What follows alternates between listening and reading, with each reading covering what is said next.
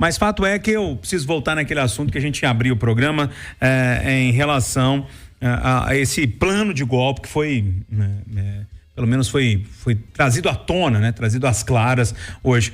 Pessoal, é lógico que precisa de uma tese de mestrado para falar sobre esse assunto, mas rapidamente, quais são as suas impressões aí sobre isso que está sendo divulgado hoje? As piores impressões possíveis. Estamos mais uma vez assistindo a decadência da credibilidade política no Brasil. Cada vez mais a gente tem que enfrentar essa situação horrorosa. Eu espero verdadeiramente que, havendo provas, que os envolvidos sejam julgados, porque é muito fácil as pessoas apontarem culpados e definir um lado ou outro.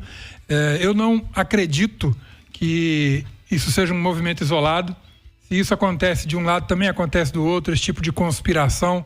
Não tenho a inocência de achar que num jogo de poder tão grande, todos ali são inocentes e bem intencionados. Eu acho que tem muita coisa ainda para ser descoberta, para ser desvendada no meio disso tudo. Agora, a gente tem que também acreditar que a polícia está fazendo um trabalho sério. Porque muitas das vezes no nosso país a gente viu algumas coisas que pareciam ser e não eram. Então a gente tem que ter um pouquinho mais de paciência. Esse é um tema que já vem em debate há muito tempo.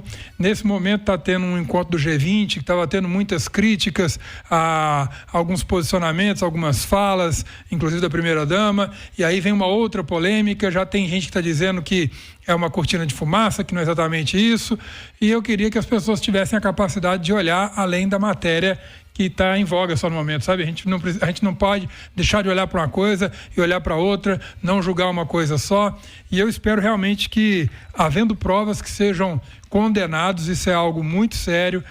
Querendo ou não, o presidente que está aí foi eleito. Isso é um fato. Tá?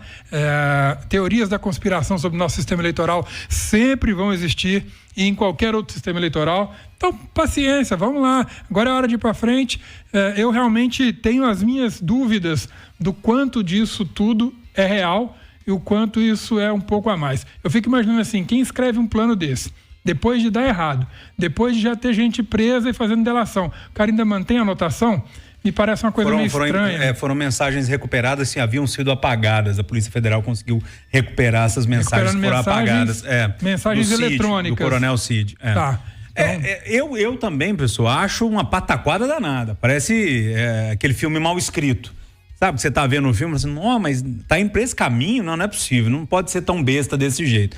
Mas, pelo menos é o que a Polícia Federal está trazendo. Thiago, eu sei que você está imbuído das coisas no esporte, no dia a dia, mas acredito que você viu isso aí de alguma forma, começou a ler sobre esse assunto. Como é que você vê isso assim? Você olha, o que você olha e fala, pô, se eu tivesse recebido no WhatsApp, eu nem abriria. Não abriria. De brincadeira, a sensação, né, que eu tive foi essa. Estou de brincadeira comigo. Só que como eu ouvi na Itatiaia, eu parei, prestei atenção e falei, gente, não estamos falando aqui do velho Gaia, meu pai, num boteco em Cipotânea. Eu não gosto do Lula, eu não gosto do Bolsonaro, eu não gosto... Gente, nós vamos da altíssima cúpula militar desse país. Inclusive do cara que foi candidato a vice-presidente, o Braga Neto. Foi na casa dele. Assim, são coisas, sabe, surreais. Você cogitar isso já é um absurdo. Você colocar isso no papel, planejar, e repito, estamos falando da alta corte militar desse país. É muito assustador, sabe, Júnior, de verdade. E aqui, eu particularmente, né, eu falo muito sempre de Cruzeiro e Atlético, eu acho que quando envolve Lula e Bolsonaro é algo muito semelhante, né? As pessoas, quem veste a camisa, você pode falar o que quiser, que não vai tirar nunca aquela máscara dos olhos.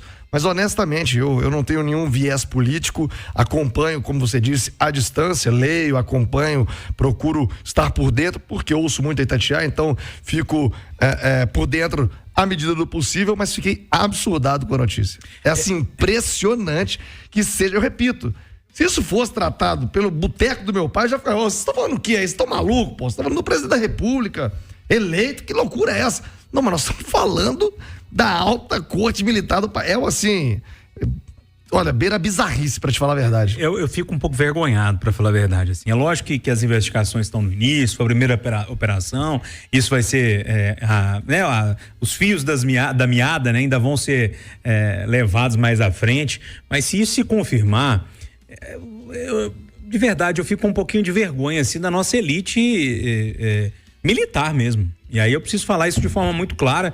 Tenho amigos que são militares de alta patente, mas assim, é impressionante o nível, né? Você vê pelos nomes, gente, desculpa, mas sabe como é que chamava a operação, ou chama a operação que deveria entrar em curso? Punhal Verde e Amarelo. Um horroroso, né? Começando por aí.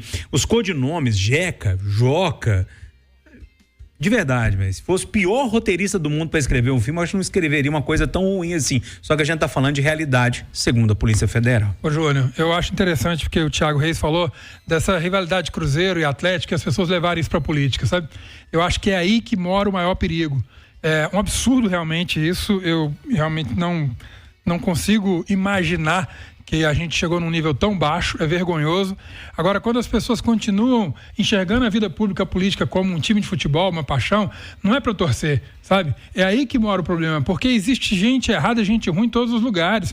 O cara corrupto, bandido, ele não faz questão de ter uma bandeira, não. Ele quer ter onde ele tem oportunidade, ele quer ter espaço ali. Onde ele tiver oportunidade, ele vai vestir a bandeira que for, ele vai falar que quer defender o trabalhador, quer defender o empreendedorismo, quer defender a saúde, o que é que seja. Ele não tem ética nenhuma. Então é uma pena, e eu realmente, assim, acho que nós estamos vivendo um momento vergonhoso, para não usar outras palavras. Tá só no início, né? Tá meio a conta-gotas. A gente ficou sabendo agora há pouco do codinome, do nome do plano, ficamos sabendo dos nomes, né, que estão envolvidos nisso. A Polícia Federal deve anunciar mais coisas, os sigilos vão caindo pra gente entender melhor. Mas é uma pataquada danada que realmente me envergonha.